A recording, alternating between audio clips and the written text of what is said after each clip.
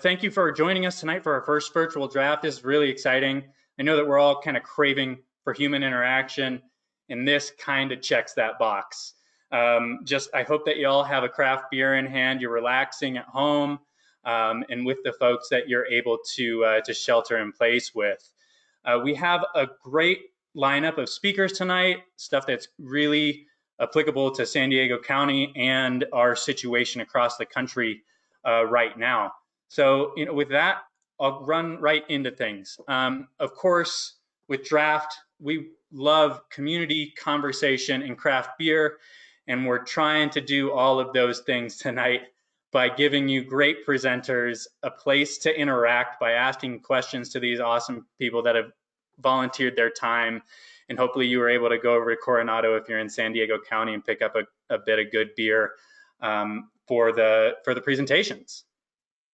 Draft was born out of the idea of tech meetups. We wanted to create something for the bike industry that would allow people to connect in really meaningful ways, meet new folks, have new ideas, and just share a good time together. And this is exactly what Draft does.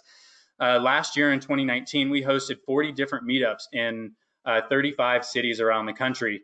And those are all led by local bike advocacy and bike industry organizations that feel that they can get their bike communities together in a really fun way. I usually ask everyone before we move on to this next slide, how many people have been to a draft meetup before, and I usually ask people to raise their hand, but this time it's a little bit more difficult. Brian, I see that you raised your hand there. If anybody else finds the hand raising button, it'd be fun to try and do that on GoToWebinar, but if not, that's okay too. Zoe, I see you there. Mary, thank you for joining us, and Stephen, all of you, thank you so much for taking time out of your schedules and joining us for this fun, interactive event. And Zoe, this is your third meetup. That's awesome. We really appreciate you being here and joining us. Just a quick note here, People for Bikes is the bike industry trade association, and we've done quite a bit of work in the past series of weeks to make sure that everybody has the information from retailers to manufacturers and suppliers that they need to get through this really difficult time. If you do have more pointed questions and need some resources, I urge you to go to peopleforbikes.org. Check out the list of resources that we have, and feel free to reach out to me at ericb@peopleforbikes.org if you need anything surrounding those resources or any information. So real quick, we last year launched our new program called Ride Spot, which is a program that helps people find great places to ride, people to ride with, and gives you the basic tips and tricks that you need to have to become the bike rider that you want to become. We found that people don't know safe places to go. They don't have people to go with, and they don't know whether or not they should be wearing underwear underneath their chamois pads. So this is our answer to that question here. We're really trying to make sure that everybody has the resources at their fingertips to be able to access great bike rides, feel safe while they're doing it. Hand in hand with that, we just launched a campaign called Ride It Out. And this is a bunch of information and a huge campaign to inspire people to embrace bike riding during these really tough times. Now more than ever, it's really important to provide safe and enjoyable routes, and it's a super valuable service to everybody out there. So all across America, we've all heard anecdotally and through news that people are jumping on their bikes and riding more often for transportation, fitness, and be active as a family. And a lot of people are dusting off their bikes after a long time out of the saddle, and some are even starting to ride for the first time. So Ride It Out is for everyone, just like People for Bikes and Ride Spot is for everyone, and our mission is to make bike riding better for everyone. So we have an opportunity as bike riders and a bike industry to lead the way and help everyone figure out, what this becoming a bike rider means to them.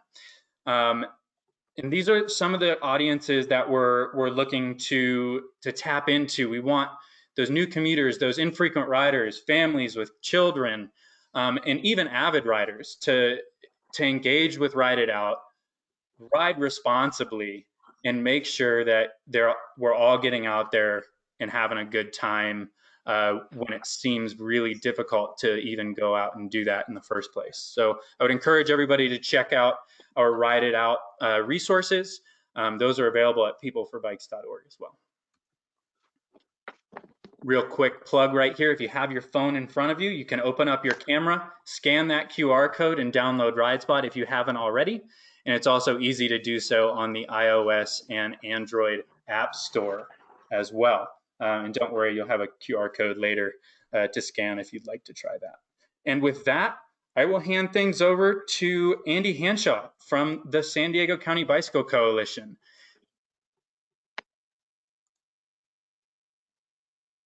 Thanks, Eric.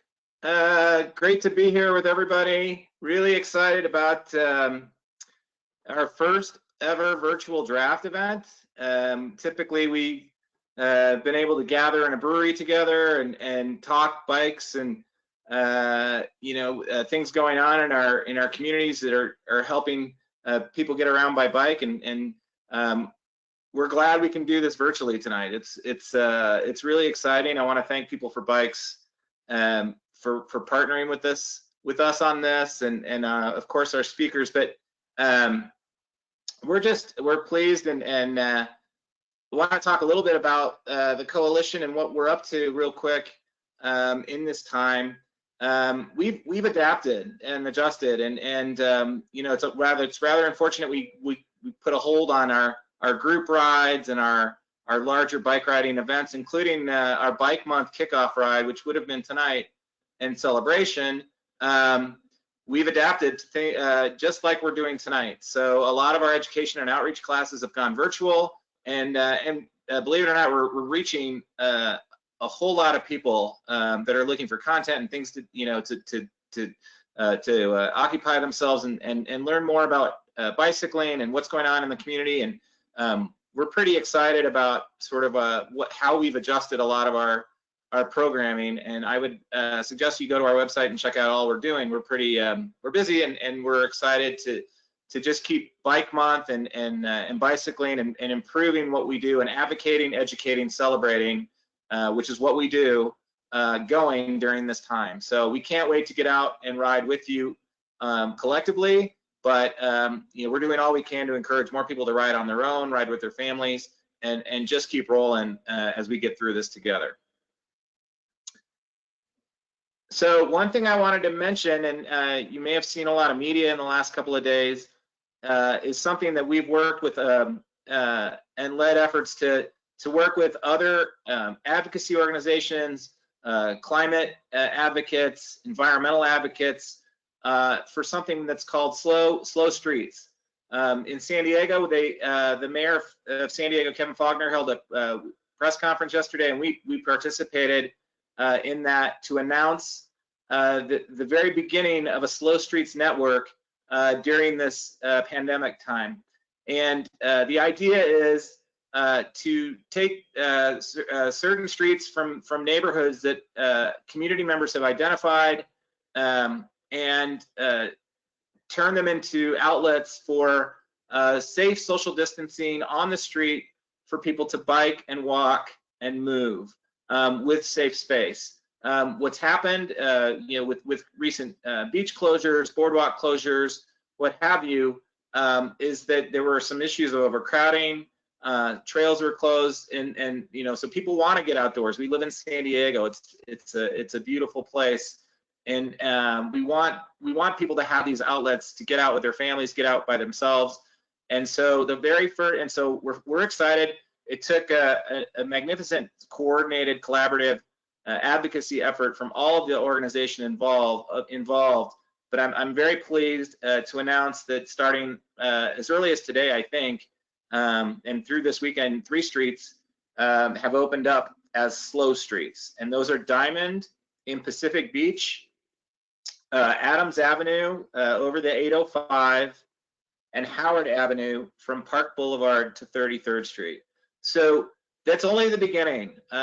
We've had a whole list of recommendations that we suggested to the city, and they're really working with us on this. And they know how important it is to give people safe space and to allow people to go outdoors. So while the stay-at-home order is in place, we want people to have safe space to move about and look for those slow streets.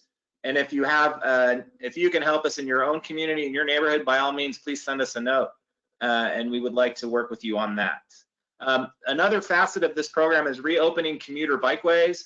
And I know there was some confusion early on when this pandemic broke out, but we have clarity from the mayor and from the city, and it was announced yesterday through the media that the reopening of SR 56, the San Diego River Parkway, the Rose Creek Bikeway, and the SR 56 should all be open as commuter and essential travel for commuting and essential travel needs. So those bikeways are open, and we played a part in raising our voice to get those open for you. So we've been busy promoting avenues and outlets for folks to continue to ride on their own with their families and with safe space. One other thing I want to mention is, as we were adjusting and adapting, and we have the mayor of Imperial Beach, Serge Dedina, with us as a speaker today, and I'm very proud to introduce him in a little bit. But we have a campaign called IB Active, sponsored or promoted with our partners at Sandag and the city of Imperial Beach, where we're encouraging a lot of bike education, fun programming. You'll see all the organizations involved there, Two-Wheel Cycling Boutique and others that are getting involved in this campaign. It's an education and awareness campaign for bicycling and specific to IB, but we're very proud to partner with the city of IB on this in the coming months ahead. I should also say that, and there's a few events that are coming up, and they're all virtual. At one point there were some rides and things, but these are all virtual events, and you can find all of this on our website through our education programs. And there will be an open street in Imperial Beach at a later date to be determined when we're all okay to go out in groups. But in the meantime, there's a lot of virtual activities and events that you can look up online. And I should say on our website, there's a whole bunch of additional Bike Month activities and ways that you can win prizes if you keep riding on your own through our website. And so please check us out at the sdbikecoalition.org website.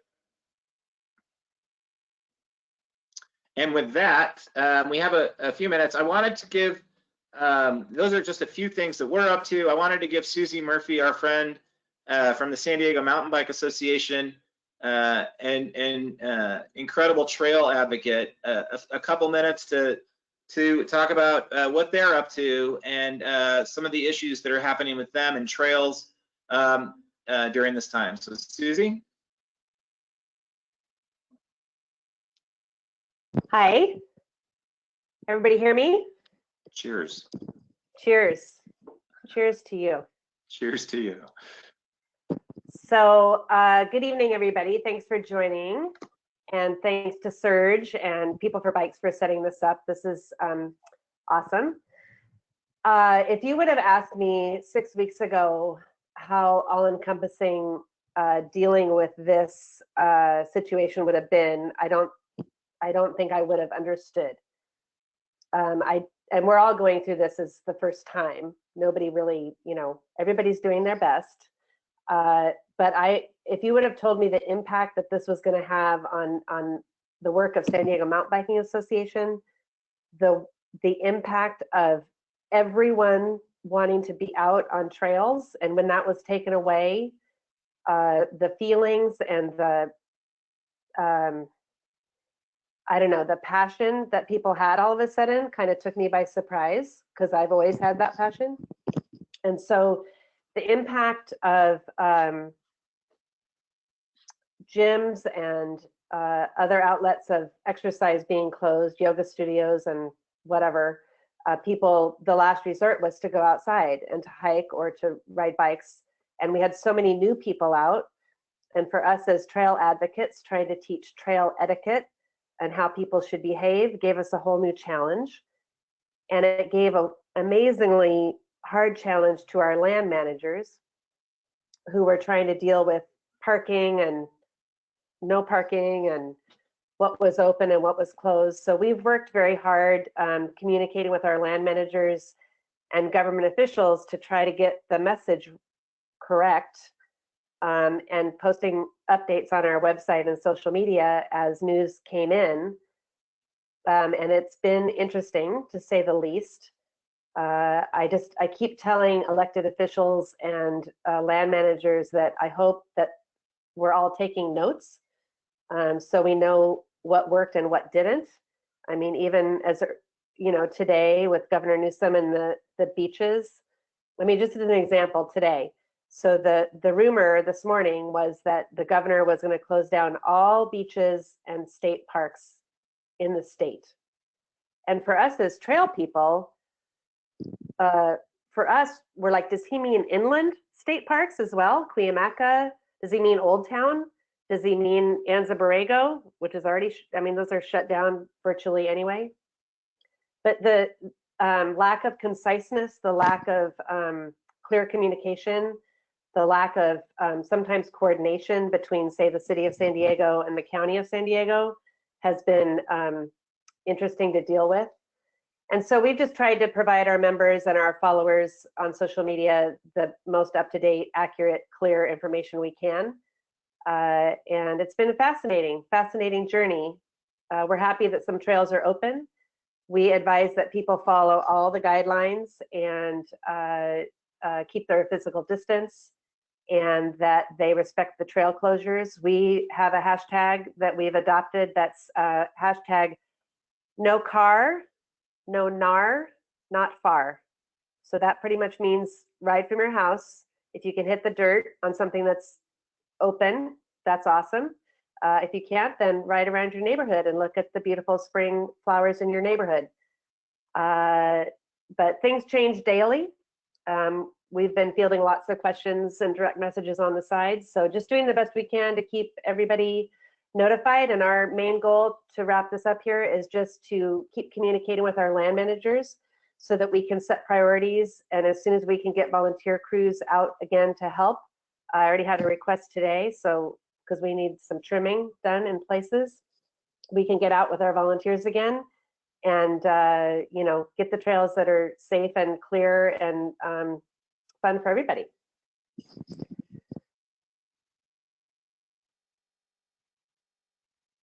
Cool, thanks, Susie. So I would like to introduce our speakers for tonight, and really good partners from one of my favorite local companies, Electra Bicycle Company. And I ride an Electra for fun. I ride an Electra to commute. They are a global company based right in our own backyard in Encinitas. They make amazing bikes, and I'm very happy to introduce Robin Kennedy, Director of Sales and Marketing. Robin, cheers. Hey, how's it going, everyone? I know you can't respond, but I'm super excited to join. This is my second draft event, actually. I attended one last year, I think, or maybe it was 2018 down in San Diego. But for those of you who don't know me, my name is Robin Kennedy. I'm Director of Sales and Marketing at Electra. I've been there for 6 years now, started out on the marketing team, and now get to participate and manage both sales and marketing. We are a North County based brand, so we're up in Encinitas. We've been here since 1993. So Electra's been around for quite a while. We started as a kind of a beach cruiser company. Our original founders wanted to make cruiser bikes better than they were offered at the moment. So you can all remember in the early 90s, people were riding mountain bikes around, and that was kind of the recreational bike of choice. but they didn't think it was very cool looking nor very comfortable, nor did it look great on the California beaches. So they decided to recreate that nostalgic cruiser and drew inspiration from just the SoCal lifestyle, California beaches, surf culture, and kind of created Electra as we know it today. But when you look at our history and heritage, you know, for 10 years, we made cruiser bikes. So from 1993 to 2003. In 2003, we came out with a bike called the Townie, which many people know by name. It introduced a patented frame geometry that we now have called flat foot technology, which allows riders to sit comfortably in an ergonomic upright position. And it really made kind of recreational bike riding accessible to people again by offering this kind of unique position on the bike while riding. So as you all know, as cyclists, typically when you're on a bike, you're kind of up and over the pedals. So your pedaling stroke is downward and your upper body is kind of hunched over the handlebars. But this kind of took that position and went upright. So your legs were a little bit moved forward out in front of you. So you could have your shoulders over your hips and not have any strain on the back. And really the hips or knees at that point as well. So the Townie became super popular. It was the best-selling bike in the country for a couple of years, from 2014 till about 2019. So really widely loved and accepted. And then, you know, we just kept on expanding our product line and have cruiser bikes. So great beach riding bikes. We have the Townie, we have urban and city style bikes. We have a full line of e-bikes now, including the Townie Go, which is also quite popular. We're seeing that trend really explode over the last couple of years. Just the adoption rate of people riding e-bikes on the streets is crazy. And really our customer is anyone and everyone. So you may be a serious cyclist and you may wear spandex and chamois and clicky shoes like they were mentioned earlier in those great People for Bikes programs. But I mean, Electra is really for the casual rider and those more serious riders. You know, you're not going to ride your very nice, expensive road bike to the coffee shop. You're going to jump on your cool Electra cruiser that gets you from point A to point B, you know, with your family and friends comfortably and stylishly. So Electra bikes are for everyone. Because we're living in such strange times, I thought I'd share a little bit of what's going on from a brand and manufacturing side in this COVID-19 world. So obviously everyone's working from home and we're all super busy because bikes are selling. We cannot keep bikes in our warehouses. They're getting shipped out every day to our dealers across the country, and we're finding that just regular everyday kind of hybrid bikes or kind of comfort bikes like a cruiser or a Townie are flying off the shelves, so to speak. So we're super grateful that people, our audience is realizing that bikes are an easy way to get some sunshine, to stretch their legs, to get some sanity and not be stuck at home with, you know, feeling like there's nothing to do. They can at least go outside and pedal around and realize that biking is simple and fun and easy. So we're continuing to just kind of ride the waves of change as things change from day to day in the cities and states across the country, as well as within our global business. We're seeing crazy stuff happen in Germany, and where we have an office in Hamburg, we're seeing, you know, total lockdowns in France where people can't leave a 1 kilometer radius of their house. So luckily those kind of orders are being lifted, but it just goes to show that we're all in this together and doing the best we can to do our part to shelter in place, but also be responsible when we go outside and practice social distancing on our bike rides and stuff like that. So that's what I have for you today. Thanks very much for having me. Thanks for listening. And I hope to answer any questions you have today and throughout the rest of the event. Thanks, Robin. So if everybody can see, there's a question box at the bottom of your control panel. If you have any questions for Robin, go ahead and type those in there right now and we will get those answered. And Julie, thanks for your note to Susie here. I hope you don't mind if I read it out loud, but she said big kudos for you for you being a calm and professional voice during this time. So yeah, thank you to the San Diego Mountain Bike Association. Any questions for Robin here? Usually I have things to offer for people that ask questions or raise their hand in the audience, but I can't throw anything at you. Danielle asks, does Electra still make a 24-inch big kid size beach cruiser? We do have 24-inch cruisers, and that's actually one of the few bikes we still have available in stock right now. So 24-inch cruisers are something we still make. Right on, Danielle. You can get yourself one tomorrow. Or your Eric, it's Andy. I have a question. Yeah, Andy. And I can't figure out how to raise my hand or type a question. So, all right, you got me. Hi, Robin. Hey, how's it going? So, you know, we're hearing a lot from bike shops about how business is really blown up, and I'm curious. And you talked a little bit about it, but I'm curious. Who's buying bikes? Who's needing bikes?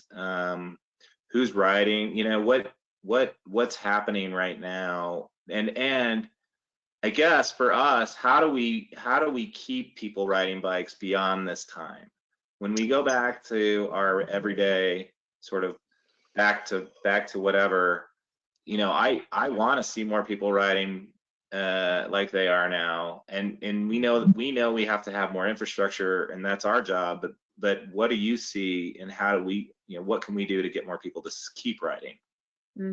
So to answer your first question, initially when all of the schools started closing indefinitely, we saw a lot of families coming in to grab kids' bikes. I think it was a really good activity to keep kids busy throughout the day and have a scheduled bike ride as a part of their kind of new regimen at home. So we saw a lot of families come in getting 16-inch, 20-inch kids' bikes as a reason to go outside. And then we started to see the trend kind of move towards just regular everyday riding bikes. So again, for us, not to sound like a broken record, but that means cruisers and townies. We're a part of the Trek family, so we're owned by Trek, and you know, they saw their FX hybrid style and Marlin bikes sell out really quick because it's an accessible price point. You know, it's $500 and under, you know, maybe up to 6 or 7 depending on the key spec and feature that you want. But it was just people who are looking for something that'll get them around their town, you know, not necessarily aggressive riding in a mountain capacity or in a road capacity, but just, you know, to get outside and pedal. So we saw that trend, and now with all of those bikes starting to stock out, people are kind of going for those higher price point and even entry-level e-bikes. So I think people are just getting what they can get right now. I mean, we've had bike shops call us and say, I have 2 bikes on my sales floor. You guys got to send me more. And we're like, we don't have any to send you because everyone's just buying what they can get. So, I mean, that's kind of where we saw the who's buying what. When it comes to how we can keep these people riding, I mean, I think the biggest concern is that people won't want to take public transportation as we start to open back up. So if you're in a city that has a good light rail system or even great bus routes and stuff like that, people don't want to be in close proximity to others. I think there's still going to be a lot of caution and a lot of you know, feelings of wanting to protect yourself from contracting any sort of COVID-19 virus. And so I think people like myself who have the opportunity to market and communicate to audiences, I think people who are influential in their social circles, which is pretty much every single person on this call who's a bike advocate, I think they can be helping educate people on how to use their bikes for transportation, for utility, to run errands, you know, and sharing their knowledge, like, oh, when I take my bike out, I make sure I have a lock and I get a basket for the front. I put lights on the front and the back of it. You know, this is how I feel safe. I always wear a helmet. These are the kind of rules of the road that you should be aware of if you're a newer bike rider. So I think it's just seeing, I mean, I'm sure everyone here has had their friend or family member hit them up and say like, oh, I think it's time to get a bike. Which one should I get? You know, and just helping them make that decision, and then also kind of taking them under your wing and saying, you know, here's how we do it, and here's why riding bikes is great, and you're going to enjoy this new discovery in your adult life of getting back on two wheels. Awesome. You know, Thanks. just from my own life experiences, I think that I've helped 10 of my friends and families figure out bikes in the past however many days it's been now. So that's a fun thing. Yeah. Danielle has a follow-up about the 24-inch bike. Are there gears or is it single speed? I think we have it in a single speed and a 7-speed option. Look at that. All sorts of choices. Electrobike.com. Electrobike.com. There it is in the bottom right-hand corner of your screen. Okay, thank you. Then we have 2 more questions here that we'll get to real quick. I know that this is a really difficult question to answer, but do you know what percentage of sales are up in your categories? In our categories, I don't know off the top of my head. I mean, I think we're seeing, I mean, our sales are increased over last year. So we're selling more bikes in this month than we did in April of 2019. So it's trending positively, but there's a really great resource that I believe People for Bikes partners with a ton, and that's NPD Decision Key. They're a retail tracker, and they track sell-through data. So we can track what we're selling into a bike shop, but this platform tracks what a bike shop is then selling to an actual customer. And their data processing lags a little bit. So we're not able to monitor that in real time as well as we are able to monitor what we're selling in. But I can guarantee you, I mean, I think I saw a report come out yesterday or today that was saying that February, before this all started, bikes were already seeing a positive uptick. So I can only imagine how interesting the March and April reports are going to be. And they attributed that increase in February to really terrible weather in 2019. And interestingly enough, consumers had an extra weekend in February to buy bikes. So that will change the data a little bit as well. Sure. Some fun nuances there. One more question for you. Do you predict that you'll have a total lack of inventory soon because of COVID-19? That's a really, really good question, and something that we've been talking about a lot. So luckily, we have what I like to call certified smart people at Trek and Electra, whose job is to look at inventory management. And we have conversations about this all the time. And what a lot of people don't realize is that most bicycle manufacturing happens overseas in Asia. A lot of that's happening in Europe now. We have a facility we use in Germany to build bikes as well. But this hit them first. It hit China first. And so we saw some of our suppliers, or the suppliers who get us parts for the bikes, start to see delays in February when Chinese New Year happened. All factories shut down for 2 weeks, and we saw that they were down for an extended period after Chinese New Year. So we understood that there was going to be challenges on the manufacturing and supply chain side early on, which allowed us to not necessarily place a bunch of orders ahead of time, because we had no idea that this impact would happen in the US in a certain way. 6 weeks ago, we had no idea that bike shops would be allowed to stay open and deemed as an essential business in many cities. So it could have gone either way. This bike boom that we're seeing very much could have not happened if those small businesses had to close their doors. So what we anticipate seeing is not completely being stocked out of inventory, but that inventory that we receive will just go right back out the door to dealers who have been placing back orders. So it'll be flowing through, but it's just hard to know when you'll see like open stock on our website as to when things will be orderable online. It's an awesome answer, and thank you so much for presenting tonight. So that's all for Robin's presentation and questions. I know that you would clap for her if you could. Just know that they're probably clapping for you in the comfort of their own homes. Happy to be here. Thanks, guys. Thank you, Robin. Thanks, Robin. And I'll hand things back over to Andy here. Thanks, Eric, and thanks, Robin. On a sort of a related thing that Robin just mentioned, and I just want to make folks aware that when this crisis started, when everything started shut down, we got involved on an advocacy side to one of the first things we did was to help keep bike shops open as essential businesses, as she mentioned. And not just us, but our friends at the California Bike Coalition, advocacy organizations across the state. It really was important. If we're keeping, garages open for cars, if we're keeping, things like that, we needed to keep bike shops open for people to move around and to get bikes maintained and keep them open as essential businesses. So my plug to you is support your local bike shop, and please do so during this time, and they'll be there to help you. But thanks, Robin. And now I want to introduce the mayor of Imperial Beach, Serge Dedina, a champion for bicycling and environmental advocacy, and really a regional champion as well on the Sandag board. We've had him at several events, and he's been a leader for active transportation, for bicycling, and a big champion for the environment. So, Mayor, thanks for being here, and take it away. Good. Hey, thanks. Thanks, Andy, and then thanks, Eric, for the invite. And I want to thank the San Diego Bicycle Coalition for being just an amazing organization. We need organizations like the Bicycle Coalition and People for Bikes. San Diego Mountain Bike Coalition, thank you for all that you do.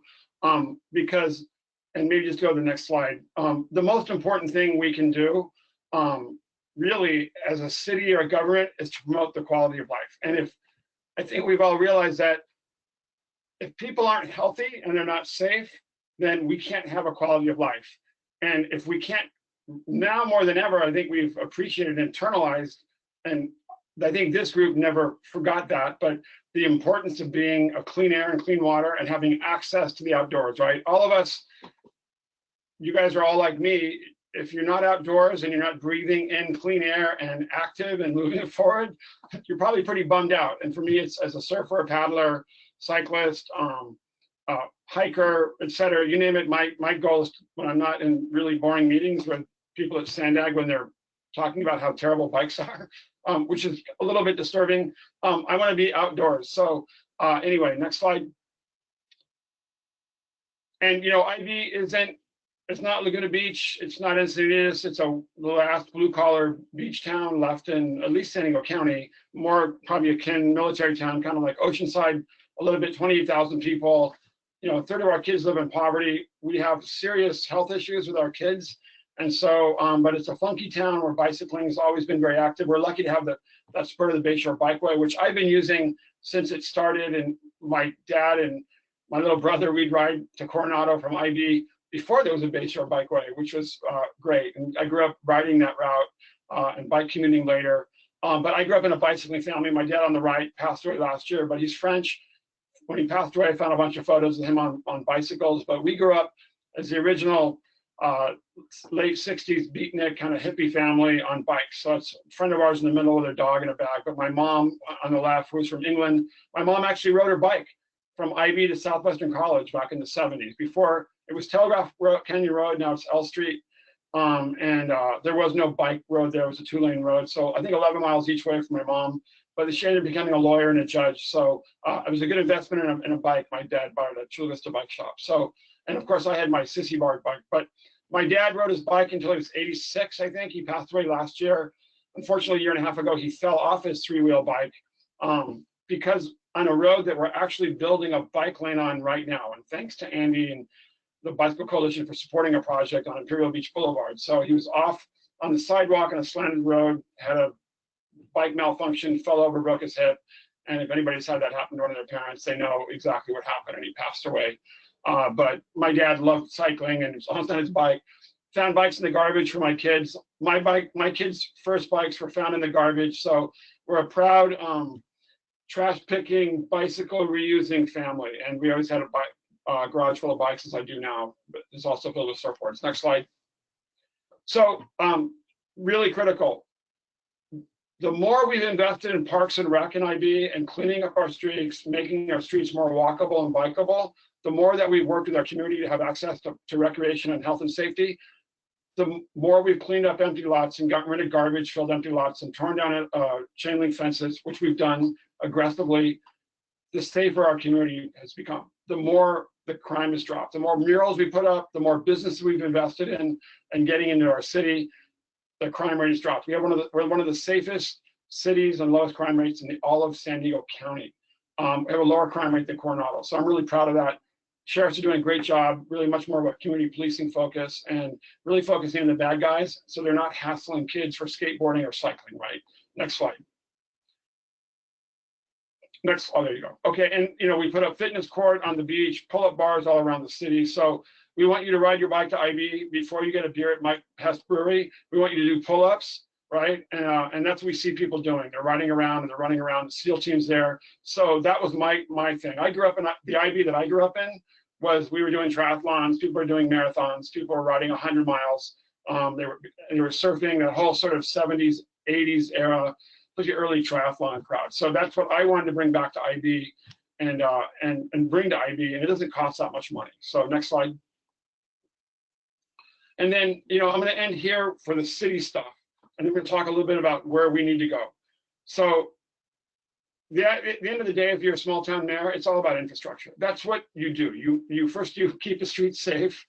You make sure you pick up the trash. You got to run the sewer system, and that's a nightmare, by the way. And we're pumping fossil fuel oil to pump wastewater uphill to be treated at Point Loma and dump in the ocean, which drives me crazy. So that's what we've been focusing on. This is Ivy Boulevard. We're turning 4 lanes into 2 lanes wherever we can and get money for it. So you have to get the state funding for that. So that's really critical. And we want to do more of that. So what does that mean for you guys? Well, first of all, right now in the COVID era, thank you, San Diego Bicycle Coalition, for doing smart, innovative things like the safe streets or slow streets. That's quick stuff you can get done really quickly. That kind of stuff is really important. But let's also rethink what we can do. I think probably like all of you, when I hear the cost of bike lanes, and it's crazy how expensive they are. And of course, the anti-bike zealots talk about that, about we have to get rid of bike lanes. Of course, they're way cheaper than freeways. But we have to start thinking about all the smart, innovative things that don't cost a lot of money that we can work with cities to do, especially in this era. Right now, we're in economic collapse. Let's hope we move into a Great Depression, which is better than collapse. 1 in 4 of our residents in San Diego County are unemployed. So we're going to need lots of things for them to do. And so the more we can come up with these innovative, no-cost programs that help cities entertain their and make a better quality of life for their residents, is a good thing. And then we need to have shovel-ready plans ready for all the, let's hope, I'm going to get political, let's hope the administration changes in November, and then we can have an infrastructure bill, and bicycle projects should be part of that. We're already submitting our plans for the next phase of the streets. We have 2 more streets we want to turn in from 4 lanes to 2 lanes. And so that's what we're going to be working on. Shovel-ready, integrated bike projects mean stormwater projects. They mean hopefully better lights, using less energy projects. They mean they're all different kinds of things, because the idea is integrated infrastructure that helps preserve the environment, address climate change, stormwater runoff, and makes it easier for people to move around on walking or biking. So, and hopefully skateboards as well. So I'm going to end there with that. But that's what all of us should be thinking. Finally, on the COVID thing, and appreciate, it is we're in a complicated world. I spent the entire morning trying to avert the disaster of getting our beaches closed. I spent all last week working with Kevin Faulkner on getting our beaches open and our lifeguards. So the objective right now for cities is to make sure, for the last 7 weeks, has been to make sure fewer people die. That's it. That was the only focus. Now, and I do appreciate Kevin Faulkner for this, because I think he got it and I got it last week, was now we need to figure out how to give people some hope. Like, you did the right thing. Can we open the beaches a little bit? And you know what? People frankly did a pretty good job. Now let's get the bikeways open, right? Like, we get the parks open. Let's get this going in a way that's safe, public safety driven and health, but no one has been thinking at all. Everyone's been moving so quickly in addressing the daily crisis that it's been really challenging for everybody. So thanks to all of you for promoting bicycles, and at the end of the day, you're the early climate pioneers, right?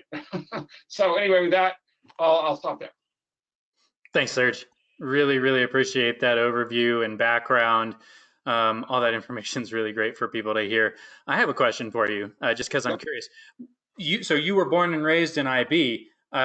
What made you want to become the mayor, and when did you realize it? Well, I grew up in Arroyo Seco neighborhood of LA, kind of right below Pasadena. We moved here when I was 7. You know, I've been really involved in the community since I was a kid. Really involved in preserving the Tijuana estuary and South San Diego Bay as national wildlife refuges, working on stopping a breakwater. And so I was just always very involved in the community. And it just got to a point where I felt we needed a community-centered, a community-driven government, one that was serving the resident instead of itself. And really, again, I guess getting this focus out on quality of life. I'm really influenced by a mayor that was a mayor of, in Colombia, where they've done some really innovative stuff to help low-income communities and poor cities change. And I remember him saying, the mark of a healthy city is not about how much money they have, but if a 3-year-old can ride a tricycle on the street without getting run over. It really, really hit me. I saw him speak. She was at a conference in Hawaii, and I never forgot that. And so I think that's where we're trying to go. And I'm really influenced by what happens in Latin America, where cities have to figure out how to do things way more quickly, way more smartly and efficiently, and for a lot less money. The Politburo-like bureaucracy that we create to do things like build bike lanes is killing all of us, literally, because it's causing more air pollution. It takes so damn long to build a bike trail.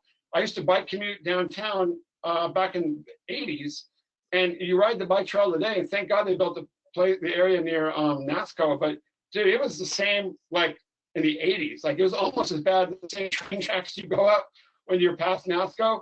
I'm like, really? It hasn't changed in 30 years? So we got a lot more to do, but we got to be smarter and get people to work faster. So anyway. Awesome answer. There's a reason that you are the mayor now. We have a question here from Stephen. Are there any streets in IB that can benefit from a slow street treatment? Yeah, so just a background, IB, we have been not only had the COVID crisis, but then we have 65 million gallons of raw sewage flowing every day in the Tijuana River, causing some of the worst pollution we've ever seen. If you know anything about IB, you know how bad that is. Literally pollution off the charts. So our focus has been on that, and then the pollution crisis. But today, with this debacle, with the beach closings, the potential for beach closure, what our city manager did with our staff, and he said, and they were meeting at 4, come back with a list of ideas of how we're going to make IB better for the residents. What are smart things we can do that don't cost any money? So I know we're evaluating some streets that we can do that on. I propose a Seacoast Drive. So the issue is, the problem is we're spending so much time managing the beach. All our resources are going there. It's been really, and before the beach is open, like literally it was like defending the hordes, right, from showing up and just being on the beach because we were required to do that. And now the extra resources have been on that. So it's been a little harder for us to manage that, but that's something we're gonna look into. One thing I do wanna do though is we need to clean up the Bayshore Bikeway. I've been walking on it just around every day in the mornings, and the vegetation is really overgrown. So we're gonna make sure we focus on that as well. Great. So one question from Gibram here. Can you briefly explain the collaboration with your neighbor city, Tijuana? Yeah, so we're working really close with Tijuana. Well, hopefully to get them to clean up their sewer system, which has collapsed. They don't have a lot of responsibility over that. But one thing that's been really important is this, what are we even calling it now? The border bikeway or whatever, the bikeway from San Isidro that will go up to Imperial Beach, the Bayshore Bikeway that Sandag's working on. So that's border to Bayshore. There you go. That's been a long time in the making, but that's required consultation with Tijuana officials. The problem with Mexico is every 3 years you get a change in the administration. So I think I'm on my 3rd mayor now, just because of the way I came in to office. And so that makes it a little more challenging, but I think there's been a robust group of NGOs, obviously including the Bicycle Coalition and others that have really connected with pro-biking groups in Mexico, and that really needs to happen. Ironically, the elite of Mexico come to IB and they park their bikes again at 13th Street or right, and then do the Bayshore Bikeway. You see those large groups of folks, which is great. We just need to make sure there are more bikeways in Tijuana, even and further south. But yeah, the collaboration with Mexico is really important.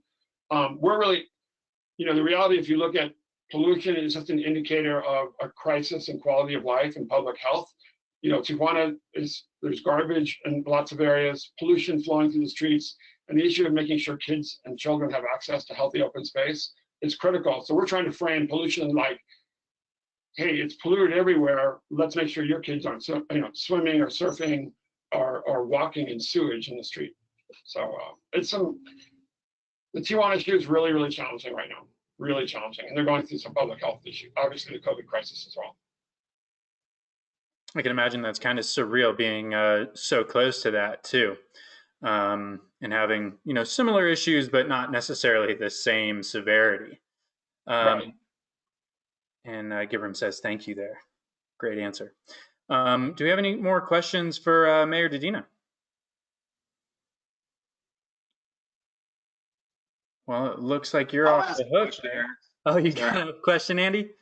I do. Are you seeing the similar type of riders that we heard about earlier from Robin? Are you in your city? Are you seeing families out? Are you seeing is the Bayshore Bikeway? I don't think so. I don't know. I don't think so. I think first of all, it's a shame that our bike store is closed, the one on 13th Street. But I haven't seen a lot. I've seen people riding and more walking. I think we're seeing a lot more walking going on. I mean, IB is a pretty bike-friendly town anyway. But I'll be honest with you, I have not been out. I got really sick right at the beginning of this, like around March 14th. And whether it was COVID or not, I wasn't diagnosed. They didn't test me because I didn't meet the criteria. But I was at home for a long time. So I tend not to want to be around lots of people when they're not practicing physical distancing, if they're not, because I really don't want to yell at them.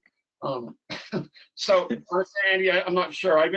We've been seeing a lot of people on the Bayshore Bikeway, but whether I think that's pretty normal. So yeah, I want to say I can't really answer your question. Okay. Great. Well, it seems like you're off the hook from the rest of the audience. Could I ask Robin and Susie, will you turn your webcams back on for us for the last couple of slides? We just want to thank everyone that joined us tonight. I know that we've all got Zoom or whatever webinar fatigue this is, but it's really awesome that you all joined us and made time for this in your schedules right now, and like made time for your community. That's really important, and it's even more important now than it was before. So we hope to be able to get back together with you in person soon, as long as it's safe. But for now, we'll be doing this, and there may be some fun new platforms on the way so that we can even get that networking bit in here as well. So with that, I'll ask any of our presenters if you have anything left for the audience.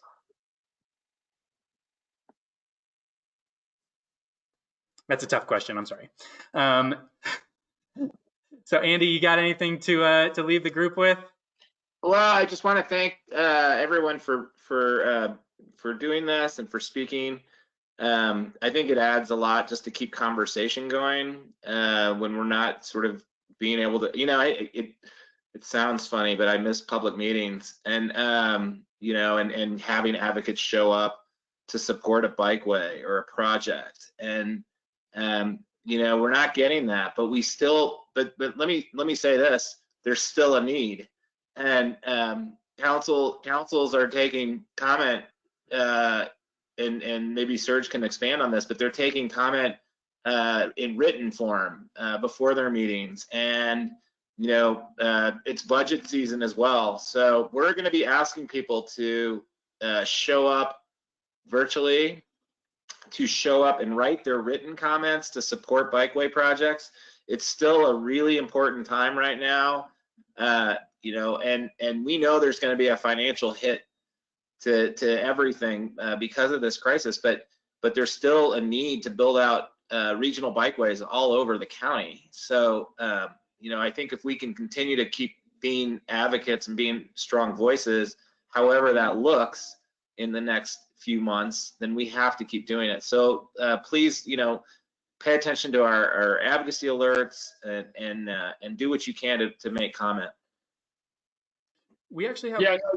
Oh, sorry. Sorry, go ahead. No, I think, you know, all of you, you know, have been great advocates. I think being honest brokers and focusing on specific tangible projects. I know it was the Sweetwater bike park, that bike course, you know, that's great. And those kinds of things where as organization, you know, advocates and organizations, you're focused on specific tangible things that you can actually get done and partner with governments to do it, and you help lead the way, are really appreciated. So I think all of the organizations are seen as organizations that help to get things done. I think this is just like a challenging ride, right? With a couple flat tires maybe, or even more, and you fall over and you're on a big hill, and then you get hungry and you bonk. I've been there, don't worry. So anyway, all right, now we got the first flat, we're probably going to the second one. Maybe, you know, the pedal broke. All right, we'll fix it, keep moving forward, right? That's gonna be the mantra. Like, you're on your bike anyway, so you know about challenges. It's never easy, it should be, but you know, 15 miles in with going against the wind, you're tired, right? Okay, well, great, deal with it. That's where we're at now. It's just gonna be a challenge every day, everything's gonna change. The more we can adapt and pivot and understand the new reality and fill that niche and needed opportunity, great, go for it. And we're gonna take more risks than ever, and governments are gonna be, I think, more responsive because they're not gonna have money. The more you can come up with money and figure out how to do stuff, the more powerful you will be. And then there's going to be some changes coming to San Diego so we can shut down the people. One thing I think is really clear, and I know I worked with Andy at this at Sandag, never underestimate the depth of hate for bicycle, and especially for people that never have bicycled. I always amazed by, I'll listen to the Sandag meeting going, what did you just say? Like literally going, I can't believe you hate bicycles. How can you hate bicycles? So that's a new thing for me. I've never heard that. So anyway, with that, keep on trucking. And support bike-friendly candidates this November would be the other thing to look for. Oh, wonderful messages for us to hang on to right now. I think this might be a question for you, Andy, but David asks if there are any plans to widen the bike path along the Strand. It might be Surge as well, and I've not heard that at all. So I've definitely proposed that, and really it's to get people from walking on it. I mean, anybody who's ridden there just is seeing, you know, especially at a certain hour during the day on the weekends, it's crazy, right? And people have no self-awareness. Part of this physical distancing thing is, I think, a cyclist, you're always self-aware in theory. If not, you get an accident, right? But most people have no self-awareness. You see people walking. So I proposed to Richard Bailey, the mayor of Coronado, and I think he agreed, and talked to Sandag about this. How can we get the planning to make sure that there's maybe a walking path on each side of that Bayshore bikeway so we can get people off it, make it safer? I think that's really important. Yeah, so unlimited world, you know, unlimited budget, I'd do that tomorrow, but maybe that's something we can advance at Sandag now that we have, you know, if we get an infrastructure bill.